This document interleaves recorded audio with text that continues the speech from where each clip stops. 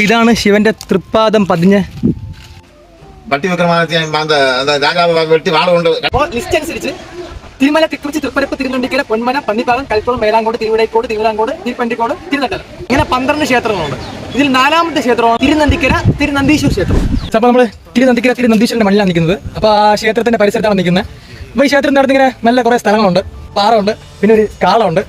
അപ്പോൾ ഇവിടെ ശിവന്റെ തൃപ്പാദം പതിഞ്ഞ ഒരു പാറമുണ്ട്. തിരുനന്ദീശ്വര ക്ഷേത്രം, ഗുഹാക്ഷേത്രം, ഊട്ടുപാറ ക്ഷേത്രം എന്ന 3 ഭാഗങ്ങളുണ്ട്. അപ്പോൾ തമിഴ്നാട്ടിലെ കന്യാകുമാരി ജില്ലയിലെ തിരുനന്ദിക്കര എന്ന സ്ഥലത്ത് സ്ഥിതി ചെയ്യുന്ന ക്ഷേത്രമാണ് തിരുനന്ദിക്കര തിരുനന്ദീശ്വര ക്ഷേത്രം. ഭഗവാൻ ശിവനാണ് ഇവിടുത്തെ പ്രധാന പ്രതിഷ്ഠ. നന്ദി ആറിന്റെ തീരത്താണ് ഈ ക്ഷേത്രം സ്ഥിതി ചെയ്യുന്നത്.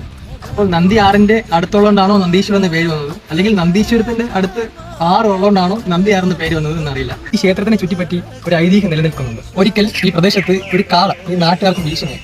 അതിന്റെ അക്രമം സഹിക്കാനാവാതെ നാട്ടുകാർ മഹാദേവനോട് തൊഴുത് പ്രാർത്ഥിച്ചു.